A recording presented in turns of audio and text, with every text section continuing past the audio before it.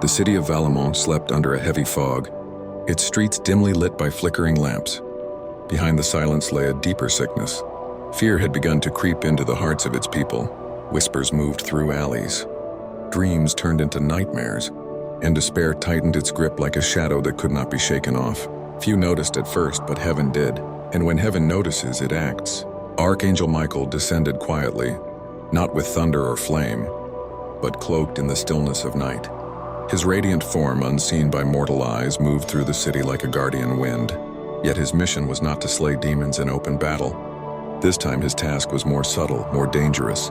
A fallen angel had risen in Valemont, spreading corruption not by force but by suggestion. This enemy's weapon was the whisper, and whispers can bring nations to their knees. At the heart of the city lived Father Elias, a priest whose faith had been waning. Once known for his fiery sermons and compassion, he now walked with shoulders heavy and eyes clouded by doubt. His prayers had become routine, his words hollow, and in the silence of his loneliness, a voice had begun to speak. It promised him rest, power, and escape from his burdens. At first, Elias resisted, but the more he listened, the more the voice grew familiar, comforting, persuasive. Michael knew that the fallen angel had found a perfect target, for if a priest fell, the people's faith would fall with him. So the archangel revealed himself not in glory, but in the form of a traveler who entered the old church at dusk. He spoke gently to Elias, asking questions that cut deeper than any sermon. Do you believe your work has meaning? Do you still trust the God you serve?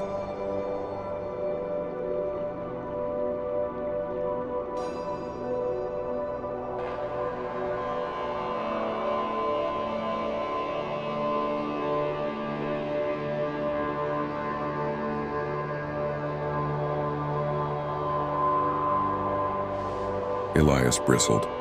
He had wrestled with these questions in silence, but now a stranger asked them aloud. Anger and shame burned within him, and that was when the whisper returned, harsher than before. See? Even he doubts you. Leave it all behind. Freedom waits for you. Elias staggered, clutching his head, torn between the stranger's piercing eyes and the dark comfort of the unseen voice. Michael, now radiant with unveiled light, stood before him in his true form. His wings stretched across the church, golden and terrible, his sword blazing like the dawn. Elias fell to his knees, trembling. Yet even in the presence of heaven's champion, the whisper did not cease. It grew louder, more desperate, wrapping around Elias's mind with the venom of old wounds. You are a failure. You are alone. Even heaven cannot save you. The church trembled as Michael raised his sword, not against Elias, but against the shadow clinging to his heart. A figure emerged from the darkness, beautiful yet broken, an angel whose wings had long ago burned to ash.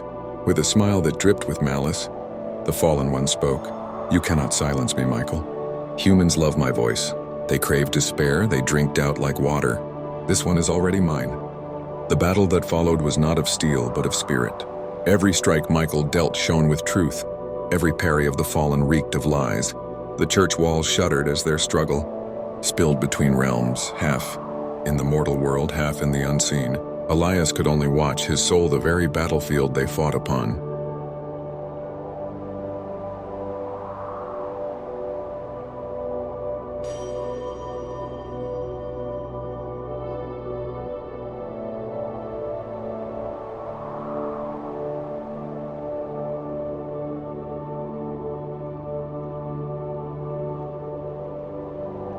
In the moment of greatest tension, Michael turned not to strike but to call Elias to stand.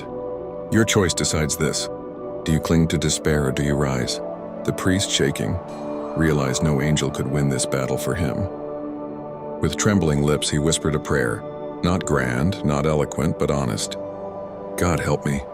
Those 3 words shattered the chains. The whisper shrieked as if pierced by fire. The fallen angel reeled back, its form unraveling in the blaze of heaven's truth. With a single strike, Michael drove it into the abyss, the echo of its scream fading into silence. The church grew still. Elias wept, not from fear but from release. Michael lowered his sword and placed a hand upon the priest's shoulder. Even the strongest fall when they fight alone. But faith, even as small as a whisper of hope, is stronger than all the lies of the enemy.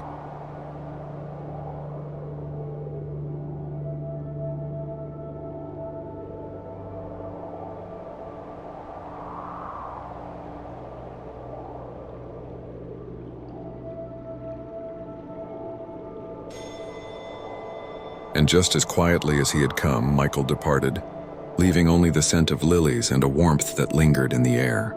Elias rose to his feet, his heart renewed. The next morning, his voice rang out in the church once more, strong, alive, filled not with empty words, but with truth born of struggle.